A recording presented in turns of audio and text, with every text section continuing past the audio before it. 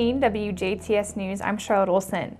A report of a possibly impaired driver at a Huntingburg convenience store on Wednesday morning resulted in the arrest of a Jasper man on charges of OWI and possession of drug paraphernalia. Around 8:15 a.m. yesterday, officers with the Huntingburg Police Department were called to Huck's along the 600 block of Main Street, where police were told that a man, possibly impaired, was at the gas pump. Police say that the caller reported a male was sitting in a vehicle and appeared to be falling asleep or perhaps passed out behind the wheel. When police arrived at the store, they discovered 31-year-old Justin Reed of Jasper asleep in the driver's seat of a running car. One officer noticed that the vehicle was in reverse with Reed's foot holding the brake pedal. Seeing that Reed's eyes were bloodshot and watery, officers asked Reed to step out of the vehicle and noticed that he was shaking and twitching, and he appeared to be under the influence of a controlled substance. Police say that standardized field sobriety tests were conducted, and all of which Reed reportedly failed. A canine unit was called to the scene to conduct an open-air sniff of Reed's car and immediately indicated the presence of narcotics within the vehicle. Police say that a subsequent search found items indicating recent drug use. Also, a glass smoking pipe with burnt residue commonly used for smoking methamphetamine was later located in Reed's pocket. He was taken to Memorial Hospital in Jasper for a chemical test and then to the DuBois County Security Center, where he was booked for operating while intoxicated and possession of paraphernalia. Huntingburg police were assisted at the scene by the DuBois County Sheriff's Department. A Martin County man was jailed for impaired driving after his vehicle crossed the center line and struck an oncoming SUV on Wednesday morning on Jasper's south side. Jasper police say about 9:15 a.m. yesterday, a compact vehicle driven by 40-year-old Darren Lannon of Lagodi was northbound on US 231 approaching HRJ Lane in front of Sternberg Chrysler, while an SUV driven by 36-year-old Kenneth Speed of Huntingburg was headed south. Lannon told police that the glare of the sun caused him to travel left of center, while Speed told authorities that he had noticed Lannon crossing the center and attempted to avoid his oncoming vehicle. The vehicles did collide, and with the impact causing Lannon's car to spin 180 degrees before coming to rest on the southbound shoulder. Speed's SUV traveled off of the west side of the roadway before coming to rest in a grass lot. Neither Lannon nor Speed were injured in the crash. However, a passenger in Lannon's vehicle, 28-year-old McLana Walsh of Huntingburg, did complain of chest pains and was taken by ambulance to Memorial Hospital for treatment. Both vehicles were a total loss, and police say that a blood test of Lannon's blood proved positive for marijuana and ecstasy. He was taken to and booked into the DuBois County Security Center.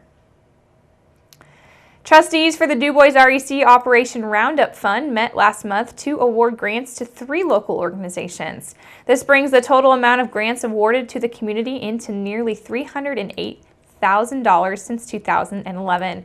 Operation Roundup is just what the name implies. DuBois REC simply rounds up the electric bill of participating members to the next highest dollar. That spare change is overseen by a board of trustees who are also DuBois REC members. Local groups and organizations can then apply for grants from this fund. Those eligible to apply for the funds include groups or organizations located within the DuBois REC service territory, which covers DuBois, Crawford, Perry, Pike, Orange, and Martin. Grants are available for local volunteer fire departments, youth programs, 4-H, senior citizen programs, and other community service projects. The fund will not be used to pay any electric or utility bills or be used in any way to support or oppose any political candidate or campaign.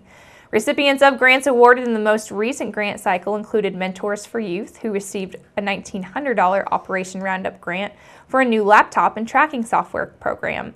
Girl Scout Troop 198 received a $400 Operation Roundup grant to purchase materials to construct the base and framework of a recycled greenhouse made of 2-liter bottles for the Hope Garden.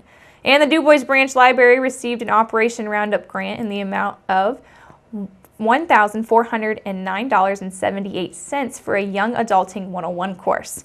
DuBois REC will accept applications for the next grant cycle of Operation Roundup grants on November the 1st through November the 22nd. Grants must be submitted before 4 p.m. on November the 22nd, and representatives from local civic groups, nonprofits, or community organizations who would like to apply for an Operation Roundup grant can download the application form at www.duboisrec.com. Applications are also available at the DuBois REC office or by calling 812-482-5454. You can also send an email to Kyla Jones at kylaj@duboisrec.com. Superior Ag, along with the Land O'Lakes Incorporated Foundation, collectively donated $12,000 between the two organizations recently to the Bread of Life ministry here in southern Indiana.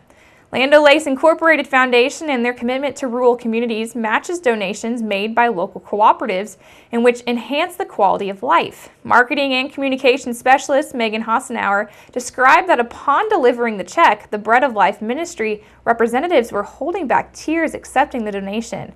Hassenauer says as they accepted the check, you could sense the burden being lifted off of their shoulders. The ministry had just canceled agency pickups for the following day due to their low inventory, and President and CEO of Superior Ag, Barry Day, shared that local farm families feed and fuel the world and that Superior Ag is committed to doing the same. He added that it is an honor to support local food banks to help fight hunger, and that with their donation, Bread of Life Ministry can continue to provide nutritious, healthy, and wholesome meals to local families in need who reside within the cooperative footprint. Superior Ag is a cooperative owned and controlled by a local farmer member board and continues to support local organizations, schools, FFA chapters, 4-H clubs, fire departments, and various other community projects. Bread of Life Ministry began in 1973, serving 10 families, and by 2008 they were able to help over 1 million individuals in the tri-state area, including Indiana, Illinois, and Kentucky, as well as Tennessee and various other states throughout the U.S.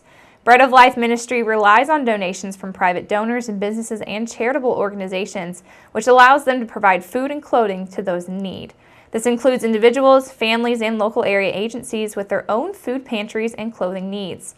Their operation relies almost entirely on volunteers, and to become a donor or a volunteer, you can contact the Bread of Life Ministry office at 812-922-5424 and ask to speak with Barbara. You can also follow them on Facebook or view their current list of needs via their website at breadoflifeministryincorporated.org. And make sure you keep it right here, except next we're going to take a look at your weather summary.